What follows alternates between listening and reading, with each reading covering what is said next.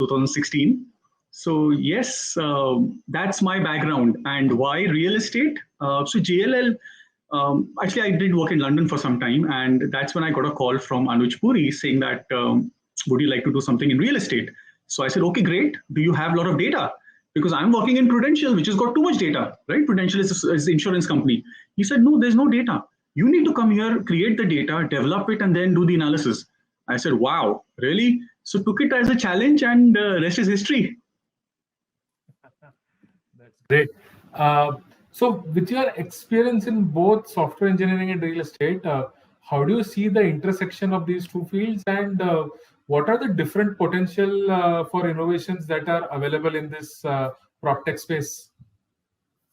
So software is everywhere, right? Whether it's real estate, whether it's even developers are using it to build houses, banks are using it to lend, you must be using it. Software is everywhere. So I think software is integrated in our daily lives, even from our cars to, my son uses this brush, which gives him some automated statistics. It's nonsense.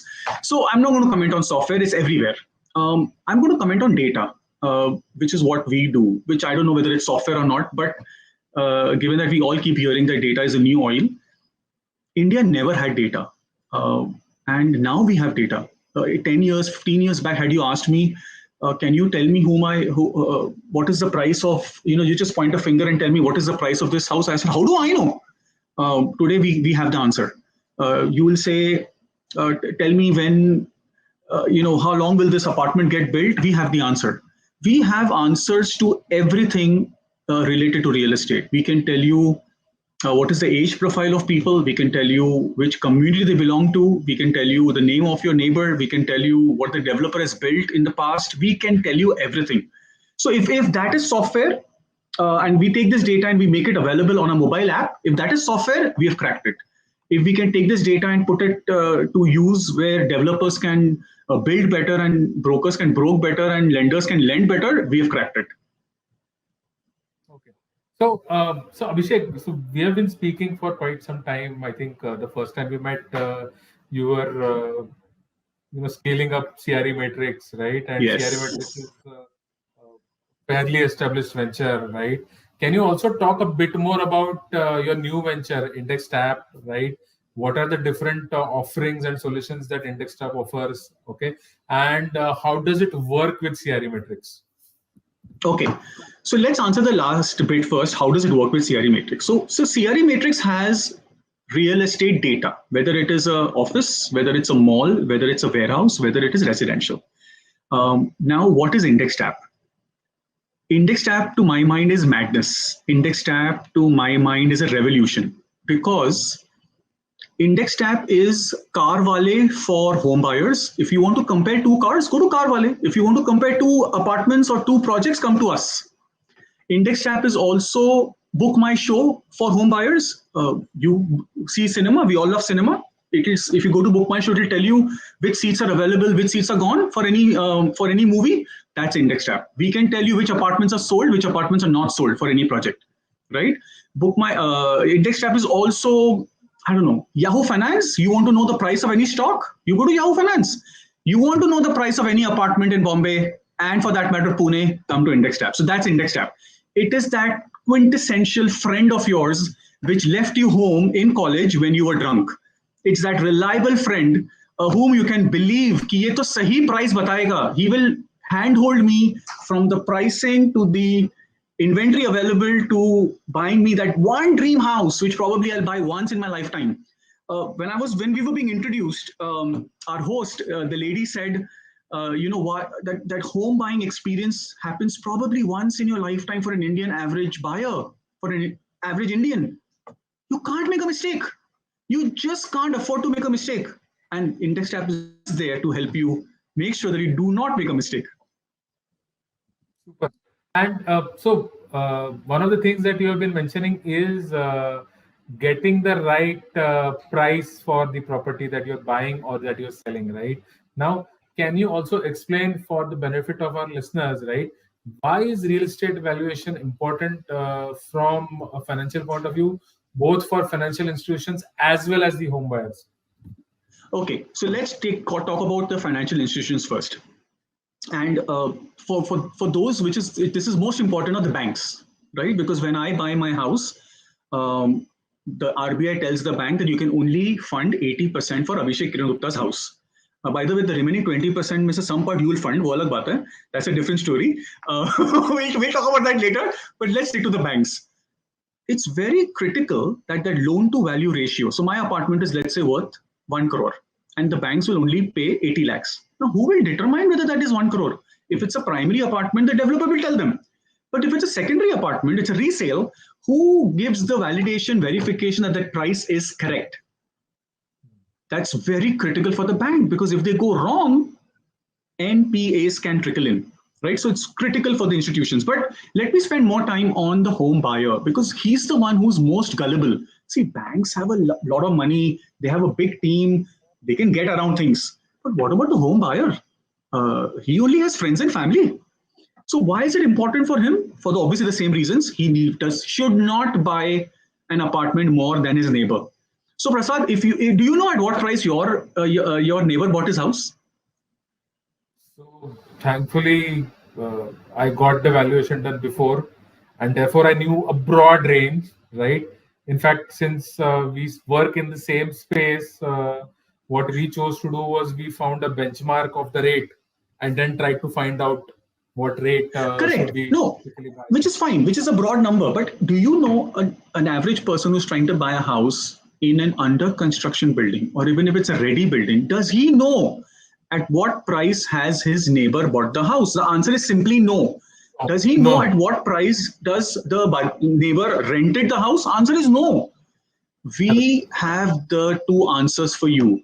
And how? Because we collect information. So whenever you register your lease deed, whenever you register your sale deed, it becomes a public document. And we buy these documents and we read them and we make them available on this mobile app called IndexTap. So you can go and search for any building in Bombay. Just literally, it's IndexTap. That's the name. Index finger and tap on the phone. You can go and search for any building in Bombay, and it'll tell you the unit number, the floor number, the area of the apartment, at what price was it leased, or at what price was it sold.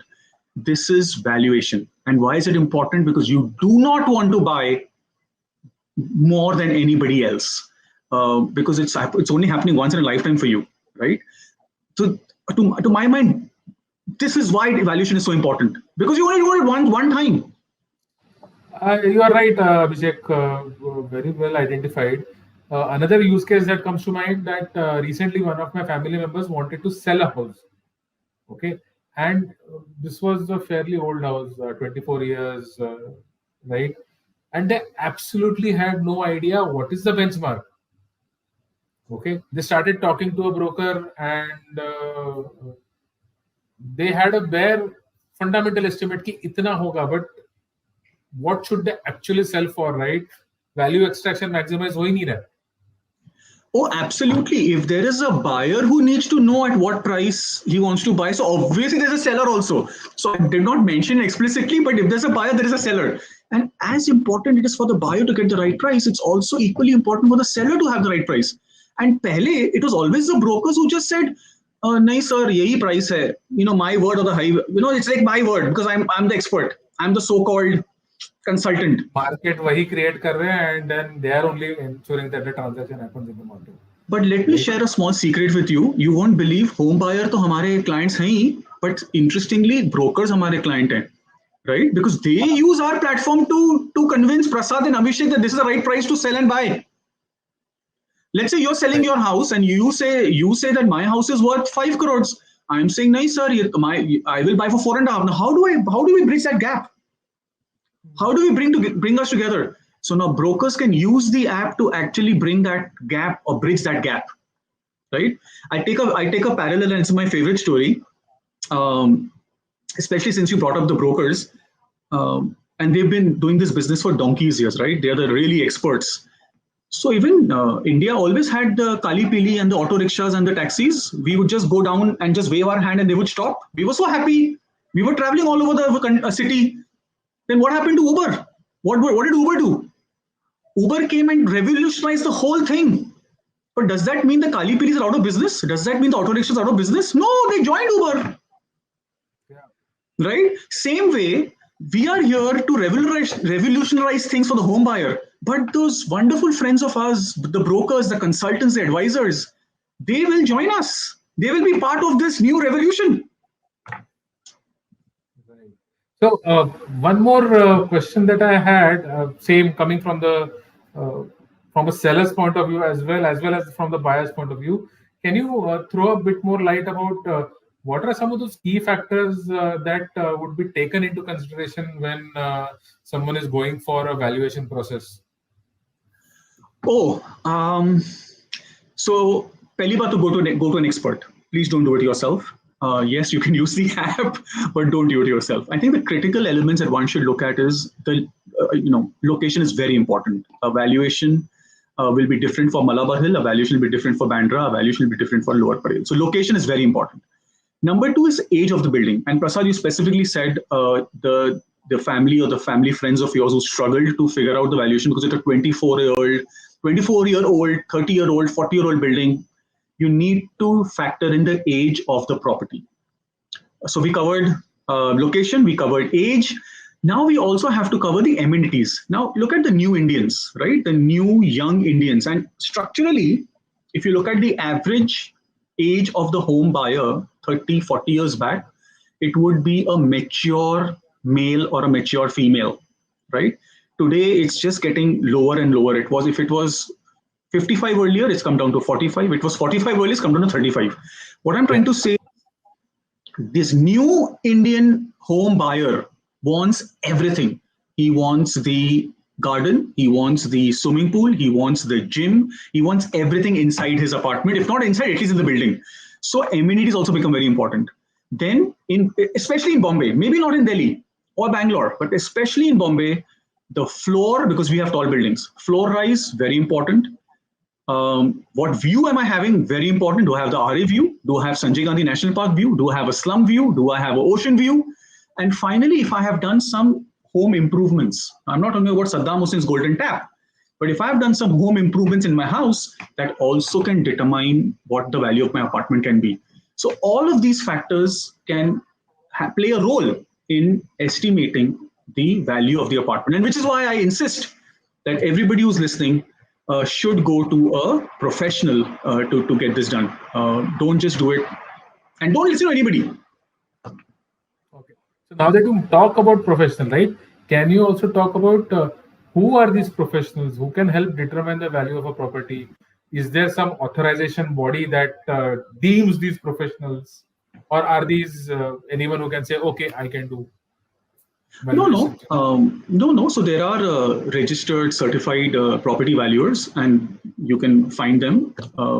They have to appear for an exam, and there is a certificate around it. So anybody and everybody cannot do it. But brokers, based on their experience and based on what we also commonly call market comps or comparables, they will definitely have a view on the value of your apartment based on the transactions that they have done in the recent past around that area. Because advisors and these consultants tend to be very local and experts in that region. There'll be a Santa Cruz Khar Bandra advisor, there'll be a Sobo advisor. So he will know, but he's not certified and authorized, if I may say so, to give you a valuation report if you want, right? As a hearsay, as a consultant, he can give you a flavor, he can give you an opinion. So yes, there are valuers. And hum to hain. So we are very happy to help all our home buyers to do this. Now, you mentioned about certified valuation and valuation reports, right? Usually, for the benefit of our listeners, I'm saying this. Usually, this is needed primarily for financial institutions for underwriting the mortgages on these homes, right? So, Abhishek, can you also talk a bit more about what kind of parameters are utilized by financial institutions, and when do they typically look at a valuation report when considering a property for mortgage? Oh, so we did touch upon this, right? So banks have to do this day in and day out when they're sending out or dispersing loans to individuals. The B2B element I won't touch upon because they need to do it anyways as part of due diligence when they're lending to developers, but that's a separate story. As far as retail valuations is concerned, banks do it day in and day out. The parameters they would consider would be all of those which I mentioned. And then, of course, they will also look at the quality of developer. They look at some legal angle to it. They will look at other aspects as well.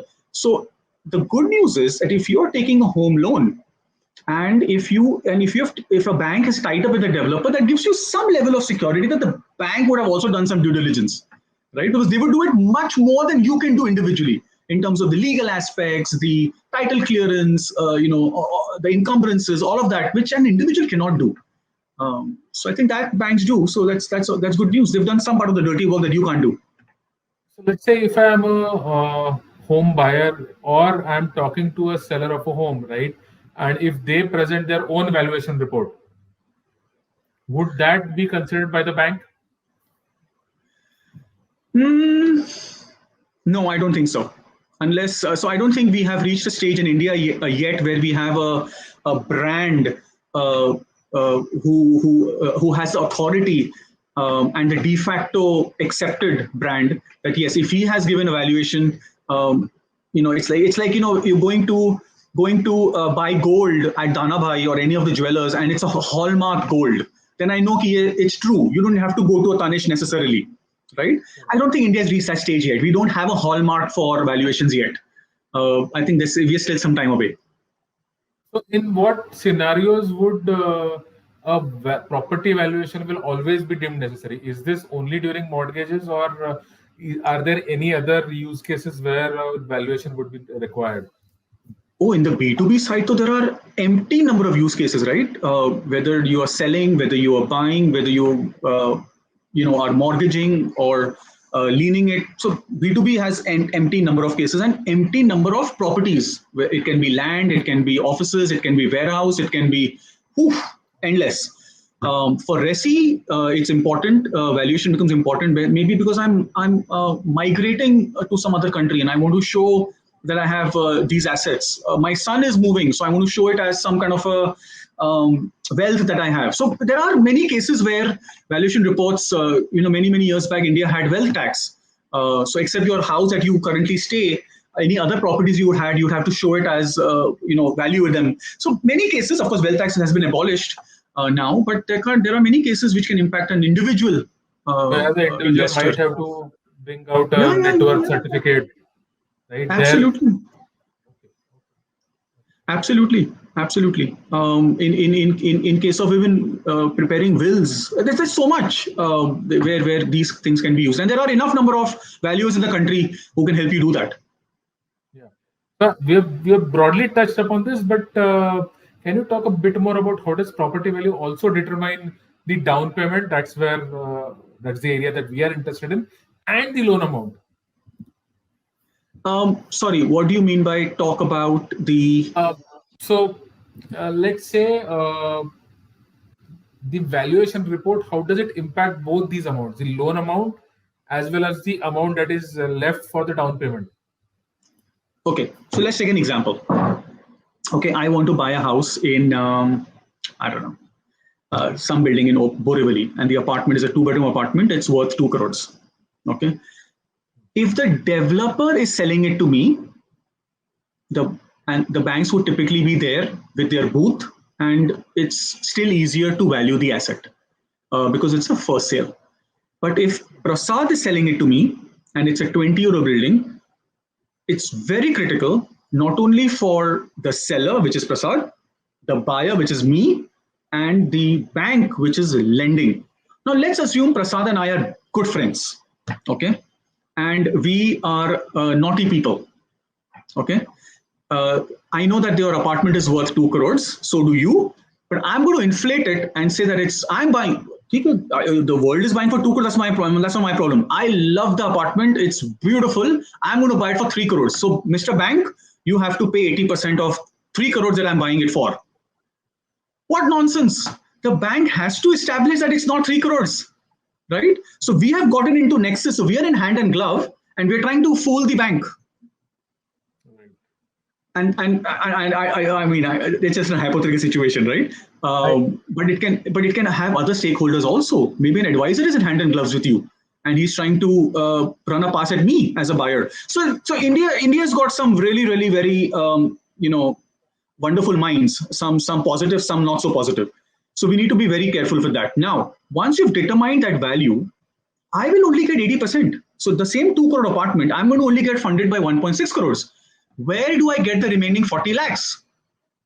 So previously it would be my own savings, or I would beg, borrow, steal. Sorry, we'll beat the steal, beg, borrow from friends, family, whoever, right? Parents.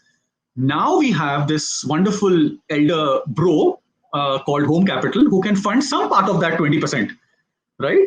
So it's very important. आपके लिए भी बहुत जरूरी है, because how do you know that 40 lakhs is correct? Even you would have to have the valuation in place, right? I'll say, no, it's 3 crore. No, give me 60 lakhs. So it's also important for you to ascertain the right value of the asset. One question that's linked to this, Abhishek, what are the things that a home buyer can watch out for when this valuation process is being considered?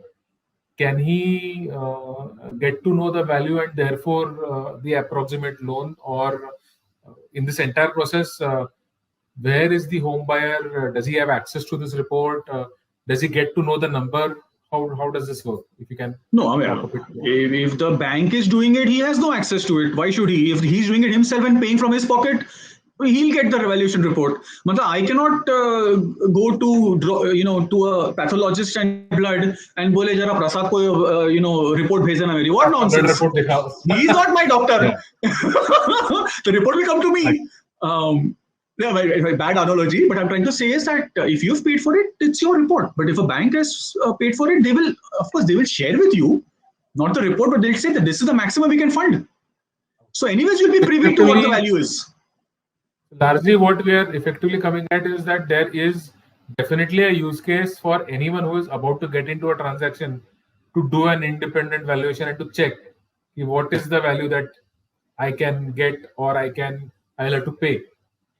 It is also very important. Sorry, 2 points over here. The older the asset is, the more difficult it is to get market comparables, right? Let's say the building where I live in Santa Cruz, it's a 20-year-old building. Transactions in this building happen once in 5 years, right? That's a long period. 5 years is a long period. 5 years, my market can go up and down 2 times, right? Now that becomes difficult then to value an asset. Now this is 20-year-old. Now if you have a 40-year-old building, it becomes more difficult. If it's a 5-year, 10-year, 15-year, it's still easier because there are more transactions happening. These are newer buildings, right? So that's the first point I wanted to definitely mention. And sorry, second point, what was I saying? I forgot. But the limited point I'm trying to make is that the older the asset is, the more dependent you are on experts to help you.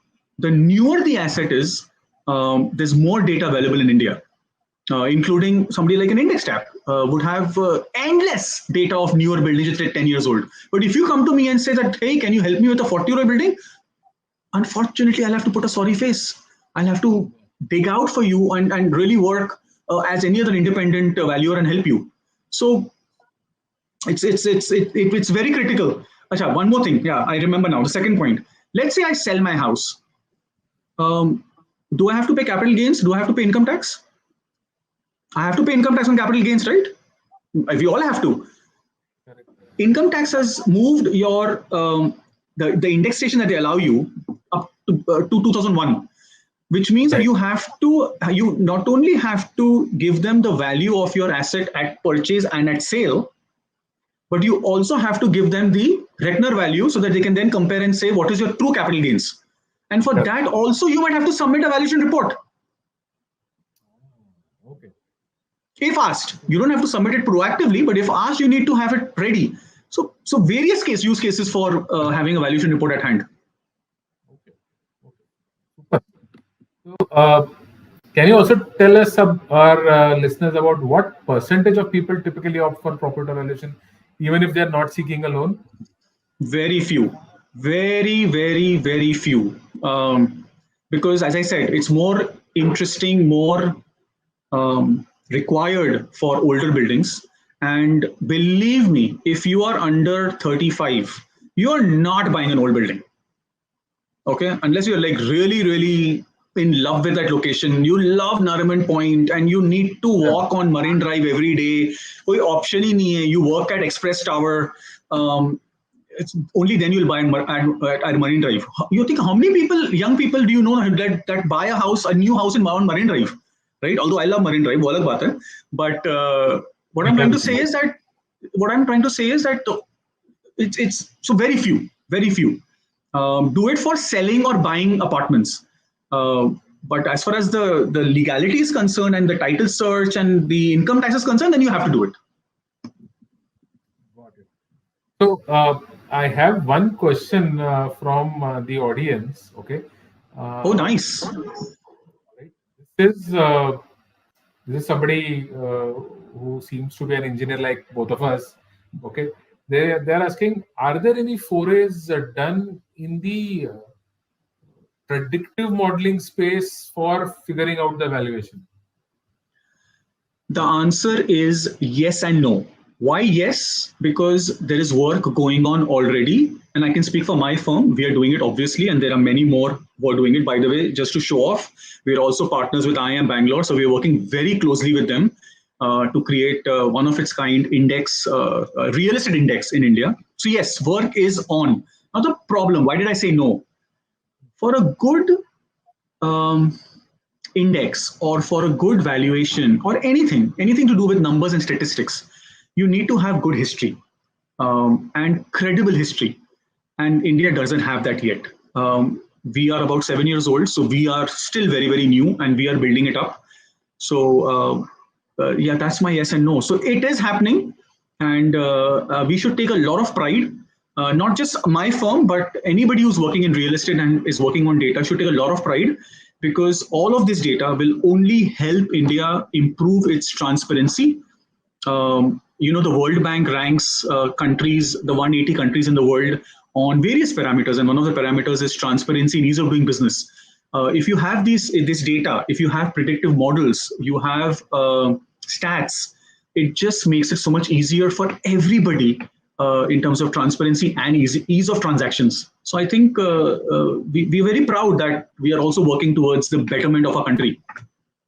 Super. In fact, I think India has one of the strongest public data services that are there, right? As a lender, we have been using the IndexTap, and could not appreciate this more. Absolutely, but since you brought this up, IndexTap and the one that we deal with is very different. Let me share my agony with all my listeners. Our country is amazing, right? We've got Marathi, we've got Kannada, we've got Telugu, we've got Tamil. मैं सब गिनाने नहीं बैठा हूँ यहाँ पे. But what I'm trying to say is that we are working with every state revenue department. You're trying to get data for every big city in the country, and they're all necessarily in the local language. So and then you have to convert all of that to English. So even if you went to the father of all companies these days, whether it's Apple को छोड़ देते हैं, but we went to Google and we told Google, why don't you convert Marathi to English? And try giving Google converting these beautiful words like cosmopolitan. When Mr. Vikas Oberoi calls his buildings with amazing names, exquisite, Esquire. Sandeep Runwal calls his buildings names with some elegante. अब आप उसको मराठी में लिख के दिखाओ पहले मुझे, elegante written in Marathi, right? And then once it's written in Marathi, you try converting that Marathi back to English. फिर वो elegante का eleganta क्या बनेगा मुझे नहीं पता. So India is rocking. I agree with you, but with this whole vernacularism, it's very difficult for us to give everything in English and make it available. I'm not even discussing scale yet. कितने घर बिकते हैं, कितने घर हैं बॉम्बे में? Do you know? Does anybody know how many houses there are in Bombay? And if I am sitting here today and saying that on the app I've covered a significant portion of Bombay, and if you put your finger and it tell you उस घर का क्या price है, we've done a fair good job. We've covered quite a lot. तो बहुत आसान है बोलना, but not so easy to do. I agree. In fact, I'm a subscriber to your newsletter, and every time there's a new CRE matrix index report, right? fairly interesting and great data insights that are shared. Okay, I highly encourage our listeners to do subscribe. You'll get some interesting property data, right? Prasad, you spoke about insights. Again, मैं हाथ जोड़ के माफी मांगता, I'm not showing off, but we have this IPL, not the cricket वाला IPL. We have our own IPL, IndexTap Premier League, and वो इतना popular हो गया है अभी कि developers are putting it on their sales table and saying that we are doing so well. So I tell you what IPL is. IPL is every quarter we rank the best-selling projects in every part of Bombay, whether it's a Sobo or a western suburbs or an eastern suburbs or a central suburbs. So for example, let's say eastern suburbs. Prestige Belenza is a very popular project in Mulund and it's doing extremely well. So it obviously came as number one. The gold medalist in IPL was Prestige Belenza. Just believe me, Prestige has kept that on their sales table as a validation, saying that हम नहीं कह रहे हैं, IndexTap कह रहा है कि हम इतना अच्छा बिक रहा है, हमारा घर इतना अच्छा बिक रहा है, our project is selling so well, so आपको भी खरीदना चाहिए. बहती गंगा में आपको भी स्नान कर लेना चाहिए. So this is the power of data. This is the power of data validation. Great. We have one more question. Okay, so this is again somebody who is trying to who was listening in, and there's a follow-up question based on some of the other answers, Abhishek. But they're saying that how is the view of a property impacting the price when in the current purview of construction, properties keep cropping in front of each other, right? And I can relate with this. इसका तो मैं personal experience जवाब देता हूँ. My goodness, and I will take names now. I am a home buyer for the last 5 years. वो अलग बात है कि मेरे पास इतना डेटा है कि मैं हर बिल्डिंग में कुछ ना कुछ नुक्स निकाल लेता हूँ. So I've not been able to buy a house, but I was very close to buying Oberoi Realty's project on JVLR called, I think it was called Prisma. It's right next to Splendor. It's a standalone building and it's a gorgeous building. The building has got 4 apartments on each floor. 2 apartments face the RA, okay, and 2 apartments face the JVLR, the road. Yeah. There is a notable, I won't say significant, a notable difference in the price of the apartment which is facing RA, because they've been sold saying कि आपको lifetime RA view मिलेगा, right? Whereas the ones which are facing JVLR, now you will have a lifetime view of the metro. Okay, so big difference. Now you go to Malabar Hill, you go to Cuff Parade, you go to any of these ocean facing, you'll have a lifetime ocean view. Believe me, there are endless people in Bombay or India who love to have the ocean view. They want to sit in the balcony in this beautiful rocking chair, have a sip of coffee or something else maybe, and look at the Bombay monsoon. It cannot get prettier than that. It's like Khandala in your house. So floor rise and view. Bombay के लिए तो बहुत जरूरी है. बाकी का मुझे नहीं पता.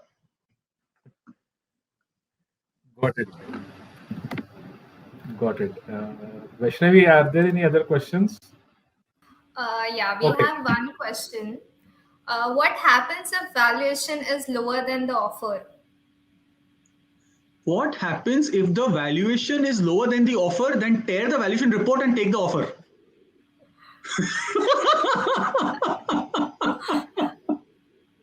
Hope the viewer that is a very satisfied. good problem. That is a very good problem to have. The problem is that if the offer is lower than the valuation report, then you have to fight. Fight with the bank, fight with the buyer, fight with the government, fight with income tax, fight with everybody. So whoever this question, जिसने भी ये question पूछा है, if that is true, literally hide the valuation report and take the offer. Cool. We have one more question. The question is there a need of doing valuation if the property is new, as in ready to move property? No, absolutely not. Just make sure that you take a home loan, even if it's some small percentage. Take something from Prasad, even if let them do all the hard work. आप मत करिए. Let them do all the hard work for you. Cool. We'll wait for 2 minutes if anyone wants to ask the question. Okay, there is one more question. What can buyer do if he finds out from evaluation reports that the price of the property is lower than the price he has paid? Sorry, no. No, this is a slightly tricky question because that depends on the time or the year when he purchased and paid for that apartment, right? So, like for example, I bought this apartment in 2001. Today it's 2023, and if I'm getting a valuation report today, it's the value of today, 2023. So I sort of am a little puzzled with this question because I don't think somebody buys an apartment and immediately goes for a valuation report to sell. So I quite didn't gather what he's trying to reach at. Okay. Because the time difference will make matter from the time he purchased to the time he's valuing the report. Valuing the asset. So Abhishek, I think one use case that I'm just thinking at the top of my head, maybe the buyer is trying to get some kind of a loan against property against that, and that's why. No, if he's trying to take LAP, and if it's a new property, given the time gap between the time it was built to the time he's taking the LAP will not be too different. So I don't think the variation should be too much. Yeah, I'm just trying to think while I'm talking. If it's a new property, why would the valuation report be significantly or even notably lower than what he thinks the value is? Unless he's done some significant improvement or added something within the office or within the house, which he believes is of immense value. And the buyer feels, he's put the best Italian marbles. He's put the, Simi Garewal ka jo studio tha, it was all white in color. The Makrana marble, and he feels, this is worth 1 crore, and you should give me some value for that renovation I've done. I think that's the only use case where I feel the valuation report might not value that as much. I have a follow-up question here, Abhishek. If let's say the homeowner is enhancing the home, a lot of times there are balconies and then people kind of break down the wall and bring the balcony inside, right? Stuff like that. Okay. Does that impact the valuation or that doesn't impact the valuation? How does that work? Because I've seen a lot of times when sellers are pitching, they'll say, I have added 200 square feet on top of the registered area, right? Stuff like this. Yeah. So two things here. One, in your mind, you have added to the seller, you're giving 200 square feet more. So 100% you are legally allowed to say that, instead of my neighbor is 1,000 square feet, I am 1200 square feet, so I should get more. The only problem is the buyer has to buy your story.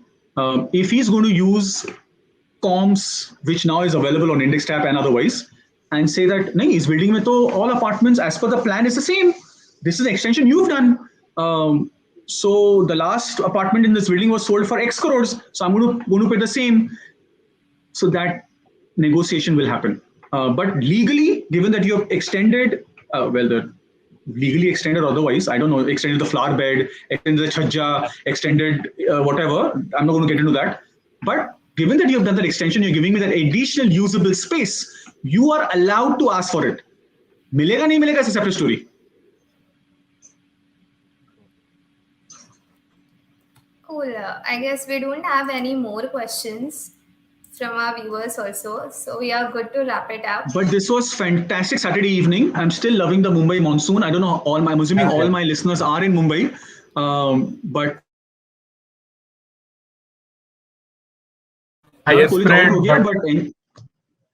but enjoy the cricket match which starts in some time. Great. It was a pleasure. Thank you so much. Thank you so much, Prasad. Okay, so thanks a lot, sir, for an interesting session and for being a guide here today. Special thanks to Prasad, sir, for being an amazing host. Viewers, I hope all your questions and doubts are answered. If any are left, you can put that in the comment section in the YouTube video.